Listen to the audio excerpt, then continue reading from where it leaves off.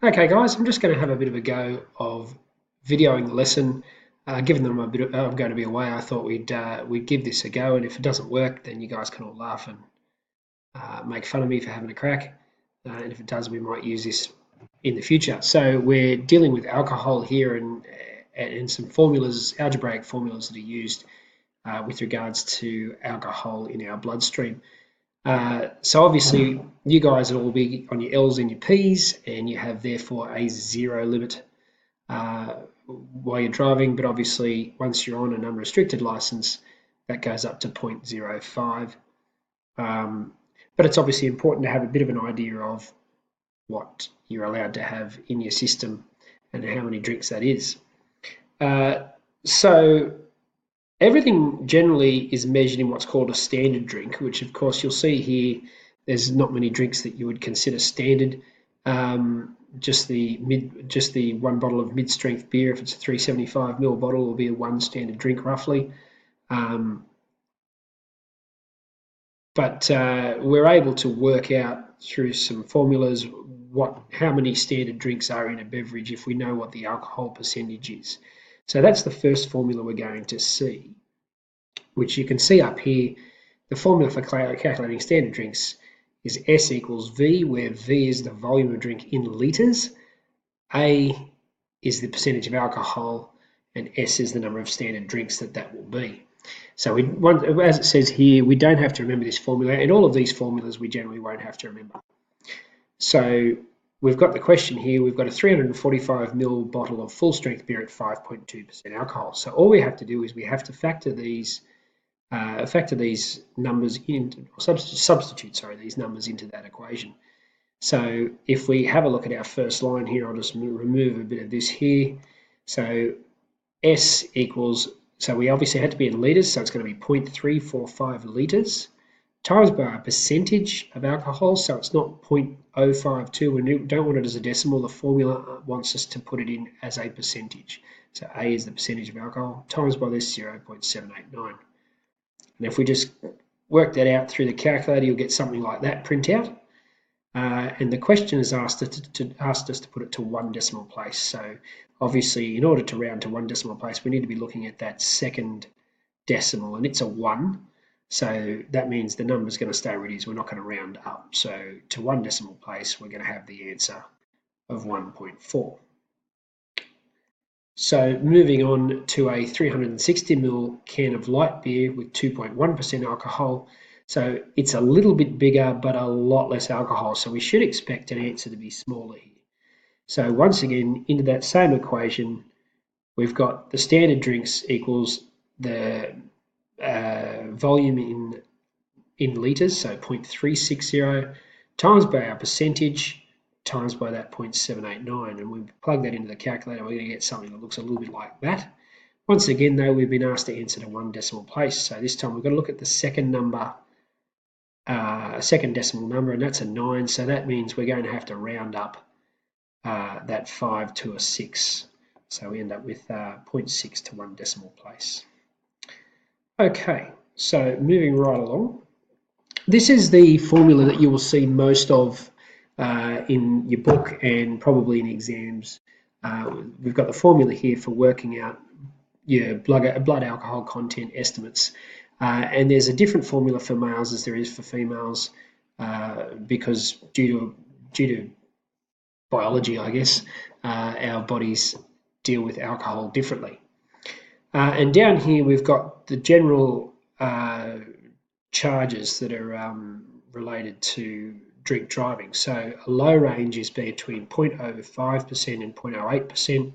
A mid-range is between 0.08% and 0.15%, and a high range is over 0.15%. So my past in the law, I can tell you that low range means you're going to court, you're probably going to cop a fine, you may get to keep your license. Mid-range, you'd be struggling to keep your license, you probably lose your license and a fairly hefty fine. High range, you have to start wondering whether or not they're going to actually put you behind bars or something more than just a loss of license and a fine, usually some sort of community service order, something like that going on. So we're asked here we've got to work out Olivia's blood alcohol content. So she's 75 kilos, she's consumed 7 standard drinks in the last 2 hours, and she stopped for a random breath test. So this is the formula here I brought in from the previous slide that we've got to use. So N is the number of drinks she's had, H is the amount of hours she's been drinking over, and M is her mass. So we just have to factor those bits of information that we've got here into that equation. So if we have a look at this, and it is very difficult without the texters, even though it's hard with the texters. So using the mouse has been rather challenging to do this. So forgive my messiness. So we need to multiply the number of standard drinks, which is 7 by 10 from the formula. Then we need to do 7.5 times by the number of hours. It says she's been drinking for 2 hours. And then we need to multiply 5.5 times by her weight, which is 75 kilos.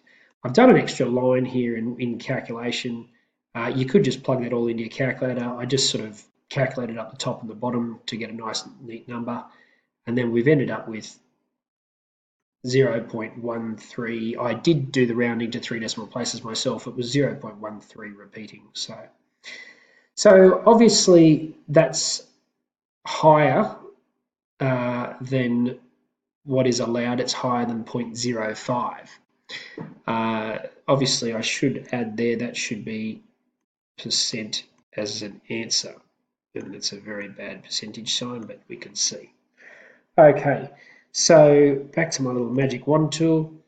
If she drove the car and she was breast tested, what charge would she be? Well, she's between that 0.08 and 0.15 percentage, so she's in the mid-range. So she's likely going to lose her license.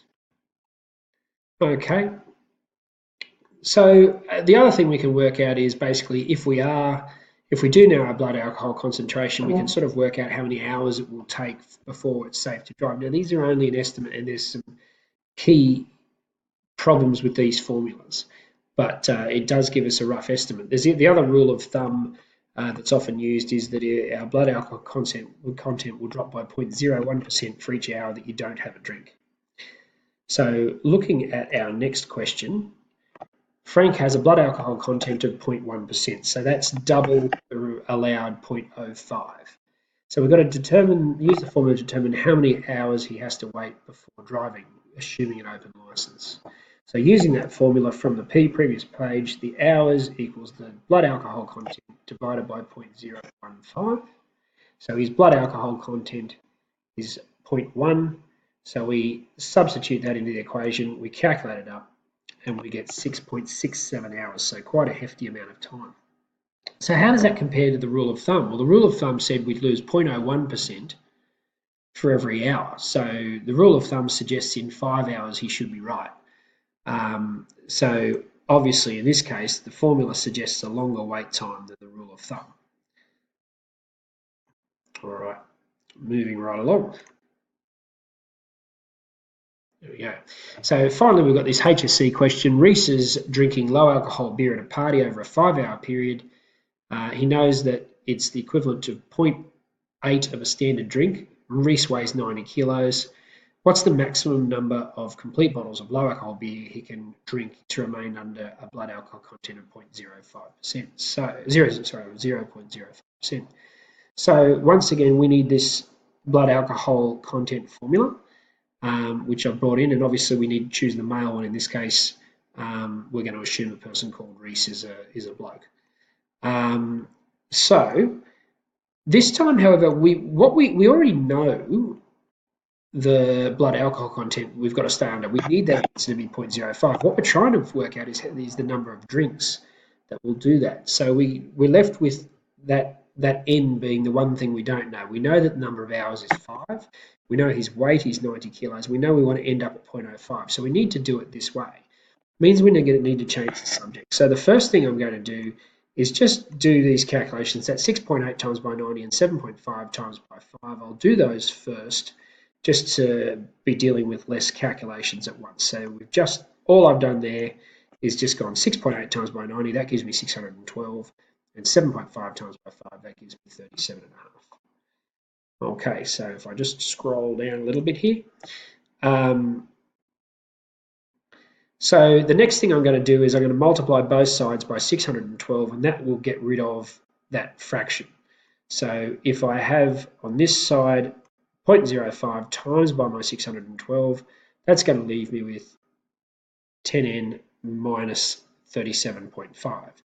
So once again, I've got to get rid of this number here. The opposite of minusing something is adding it. So I'm going to add 37.5 to both sides. And when I do that, on the left-hand side, I'm going to get 0.05 times by 612 plus 37.5 equals 10n.